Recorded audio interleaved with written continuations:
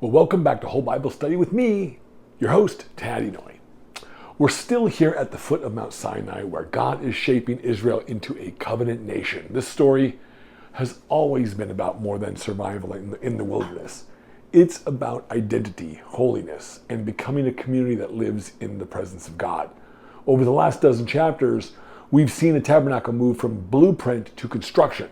Skilled artisans were appointed and filled with the Spirit. Materials were gathered in such abundance that the people had to restrain from giving.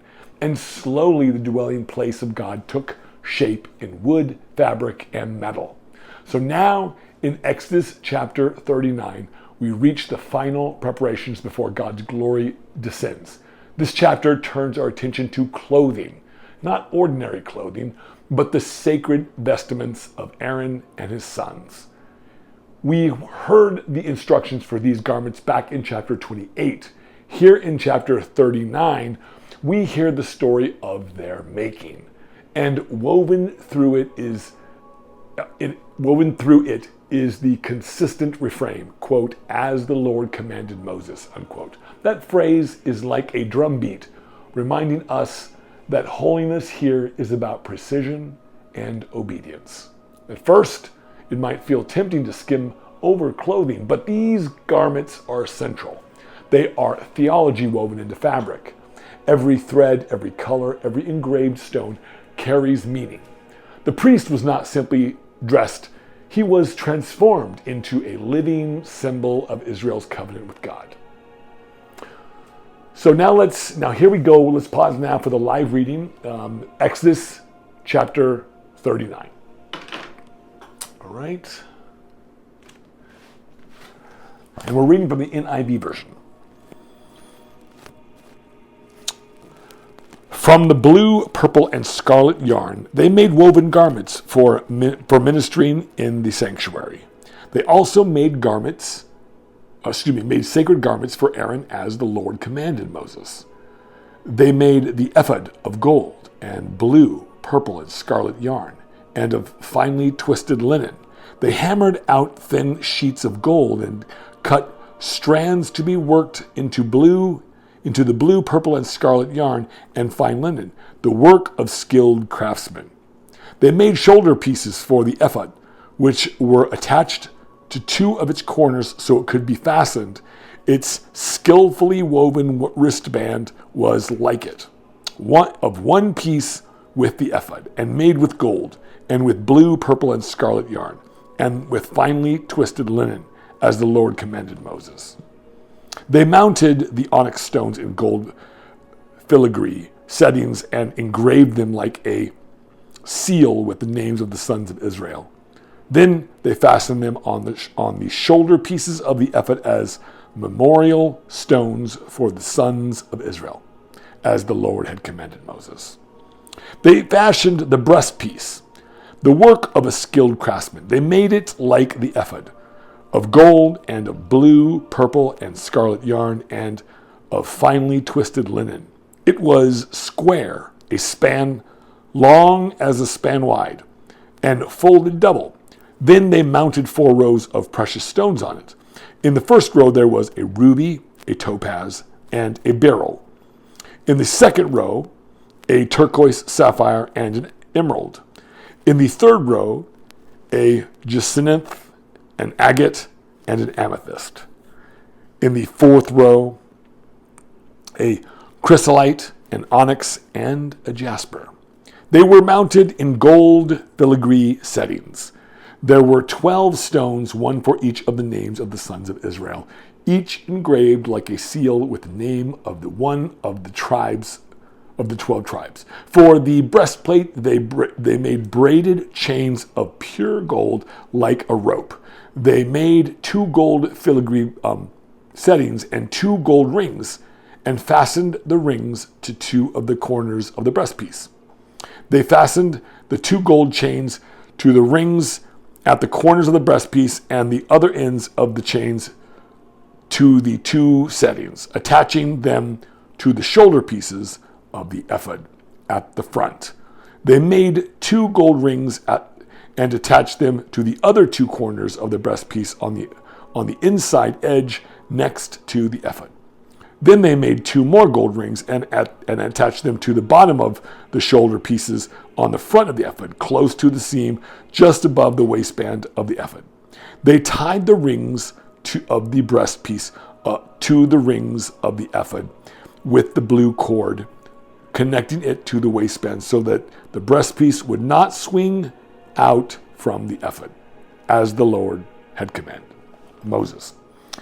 They made the rope of the ephod entirely of blue cloth, the work of a weaver, with an opening in the center of the rope like the opening of a collar, and a band around this opening so that it would not tear. They made pomegranates of blue, purple, and scarlet yarn and finely twisted linen around the hem of the robe. And they made bells of pure gold and attached them around the hem between the pomegranates.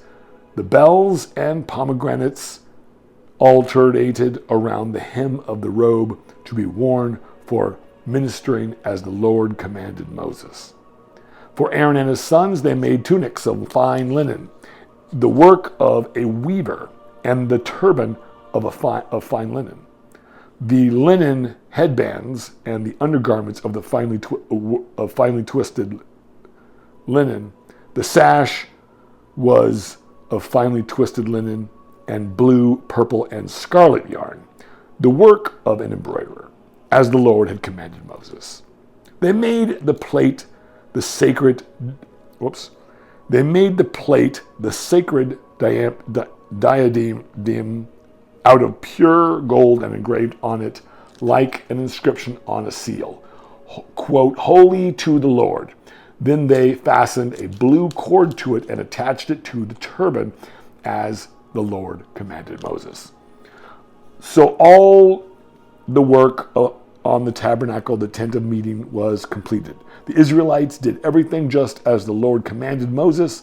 Then they brought the tabernacle to Moses, the tent and all its furnishings, its clasps, frames, crossbars, posts, and bases, the covering of the ram skins dyed red, the covering of hides of sea cows, and the shielding curtain, the ark of the testimony with its poles and the atonement cover, the table with all its articles, and the bread of the presence, the pure gold lampstand with its row of lamps and all its accessories, and the oil for the light, the gold altar, the anointing oil, the fragrant incense, and the curtain for the entrance of the tent, the bronze altar with its bronze grating, its poles and all its utensils, the basin with its stand, the curtains of the courtyard with its posts and bases, and the curtain for the entrance of the courtyard, the ropes and tent pegs for the courtyard, all the furnishings for the tabernacle, the tent of meeting, and the woven garments worn for ministering in the sanctuary, both the sacred garments for Aaron the priest and the garments for his sons when serving as priests. The Israelites had done all the work just as the Lord had commanded Moses. Moses inspected the work and saw that they had done it just as the Lord had commanded, so Moses blessed them. All right, that was chapter 39.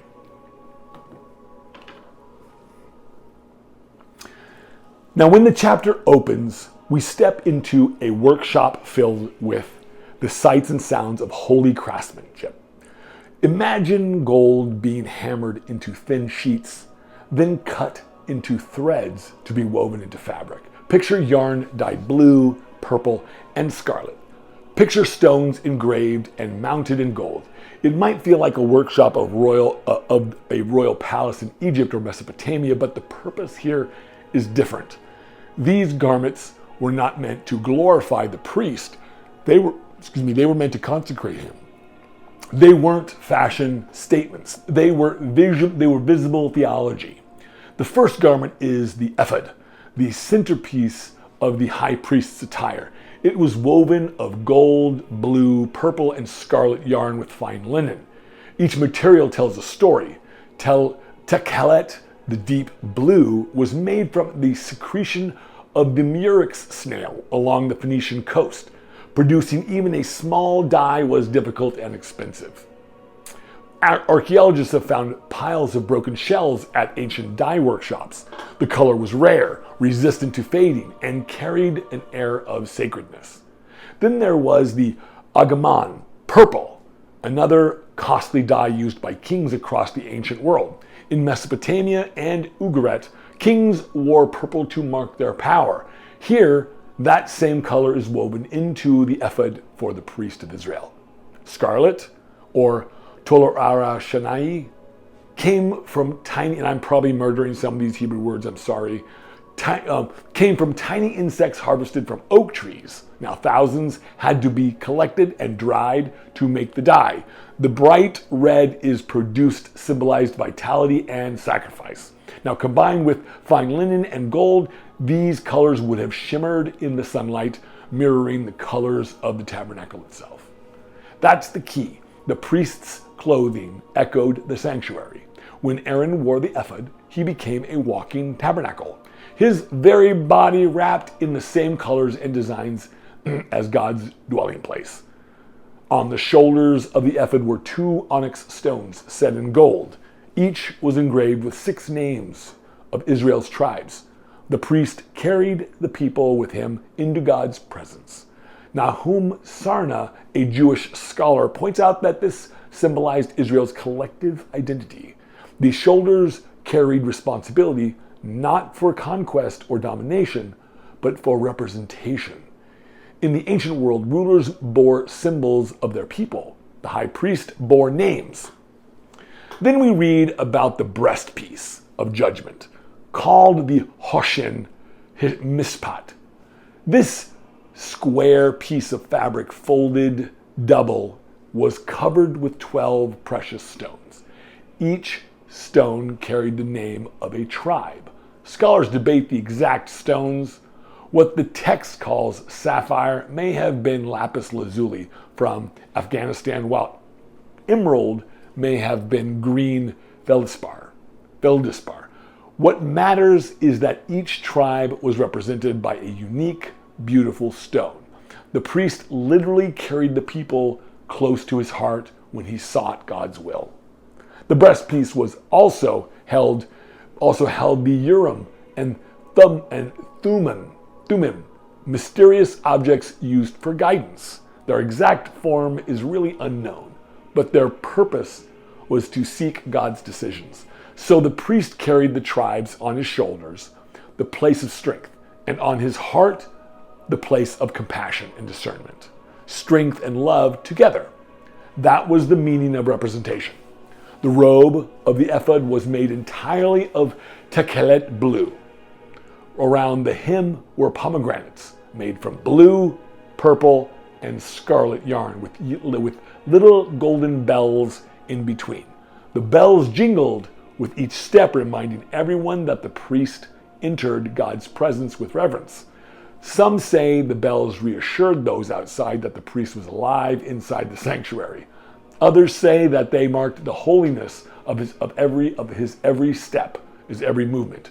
Either way, his steps themselves become liturgy. The pomegranates had their own meaning.